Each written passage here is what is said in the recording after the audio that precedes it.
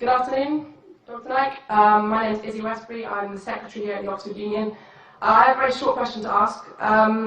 You talk about the hijab being something that serves to protect a woman. Surely it's extremely patronising and degrading to prevent a woman from making that decision for herself.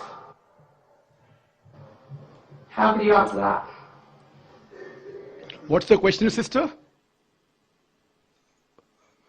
Can you repeat the question? I said, in your speech, you talk about the hijab being something that serves to protect a woman.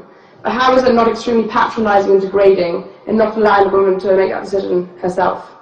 Sister posed a very good question, that when I say that hijab is required for a woman, isn't it not degrading for the woman to patronize it? Isn't it degrading?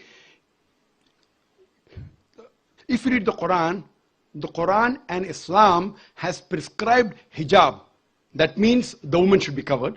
The only part that can be seen are the face and the hands up to the wrist. This is for the modesty.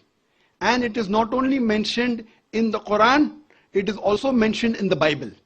If you read the Bible, in the 1 Timothy, chapter number 2, verse number 9, it says that women should be dressed up with shamefacedness. They should be dressed up with sobriety and should not wear braided hair of gold or pearls. It's further mentioned in the 1 Corinthians, chapter number 5, verse number 7 to 11. The woman that does not cover her head, then she dishonors her head. Her head should be shaved off. Anyway, I don't agree with this. I'm just quoting you from the Bible. Same way, if you go to the Vedas, it says that the woman should cover the head. So all the religious scriptures, they talk about the woman covering their, it is for modesty. It is not to degrade the woman. And if you analyze, there was an allegation made against me, saying that Dr. Zakir Naik says that that if they don't wear hijab, that if you wear Western clothes, there are chances the woman will be raped. It is a misquotation again. What I said, that if women wear revealing clothes, they have more chances of being raped. What I was doing, the same newspaper, Sunday Times, which spoke against me, 1 year before, on the March of 9th, 2009, Sunday Times carried an article. In Britain, 1 out of 7 feel that the women who wear sexy revealing clothes, she should be hit. I'm sorry, I don't agree with it. This is the statistics that was given in the Sunday Times on the 9th of March 2009, that in Britain, 1 out of 7 Britishers believe that the women who wear revealing and sexy clothes should be hit. I disagree with this. Furthermore, one more article came in 2005. In the same newspaper, Sunday Times, it said that 26% of the Britishers, they feel that wearing revealing clothes is partially or totally responsible for the rape. So what I say, that the more modest you are dressed up, you are respected more. So Islam has prescribed the modest hijab for the woman, not to degrade her but to uplift her. I do agree there may be cultural differences. Islam cannot force anyone to adopt it. There are cultural differences. For example, I'll give you an example. That some societies, what they feel, that even looking at a woman is immodest.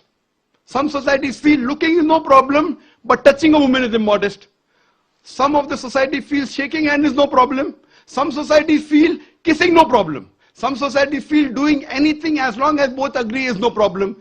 Different societies and different cultures have got different rules and regulation. When I went to America, while I was giving a talk, one of the Americans told me, "You Eastern women, you're immodest." I was shocked. So I said, "Why do you call Eastern women immodest?" He told me, "You Eastern women, you expose your belly."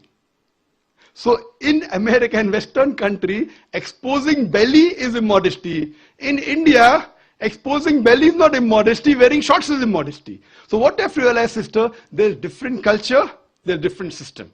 Islam cannot force anyone to adopt. It's clearly mentioned in the Quran in Surah Baqarah, chapter number 2, verse number 256, La ikraha fid din, there is no compulsion in religion. But if some women want to adopt the hijab because they feel modest and they feel respected, I feel no other woman should disagree. And when I've been to UK, I've seen hundreds and thousands of women who do cover their hair and who feel that they are uplifted because of this modesty.